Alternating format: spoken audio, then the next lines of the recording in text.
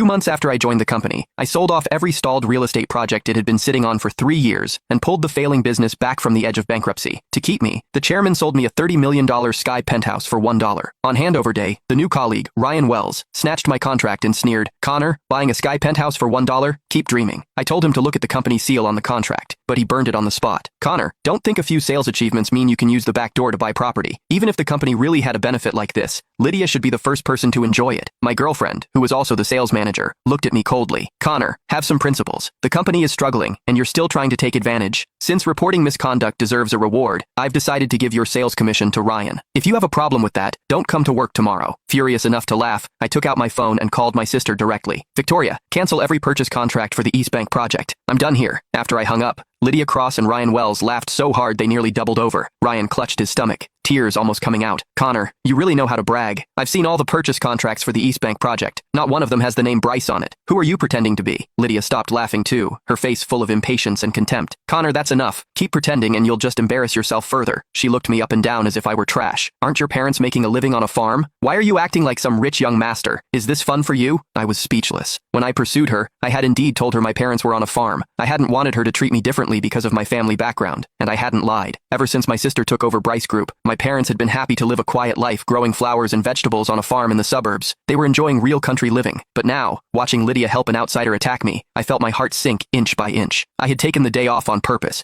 excited to handle the penthouse handover. I had wanted to give her a surprise. I never expected Ryan to snatch the contract from my hand before I even entered the sales office. "Connor, you skipped work just to sneak around doing this?" He scanned the contract, then scoffed. "Buying a Sky penthouse for $1? Keep dreaming." Speechless, I pointed at the company seal on the contract. "Look carefully. This is real." But he pulled out a lighter and burned the corner of the contract. The flame shot up with a hiss. "Connor, stop acting. Don't think a few sales achievements mean you can use the back door to buy property. Even if the company really had a benefit like this, Lydia should be the first person to enjoy it." I lunged forward, trying to snatch the burning contract back. The flames licked across the back of my hand, sending a sharp sting through my skin. I ignored the pain and slapped at the fire in a panic until it went out. The once complete contract had been reduced to half a page, but the red imprint of the seal was still faintly visible. Shaking with anger, I jabbed a finger at Ryan and demanded, "What gives you the right to burn my contract? It's real. Call the chairman's secretary if you don't believe me." Lydia immediately tore into me. "Enough! Stop shouting! Are you not embarrassed enough?" Her eyes signaled for me to look around. Plenty of clients and colleagues in the sales hall were pointing and whispering at us. I was about to explain, but Ryan spoke first and twisted everything. "Lydia, Connor was trying to use your connections to buy a villa for $1. I was stopping him from making a mistake." Lydia's face instantly turned livid. She turned toward me, her eyes full of disappointment and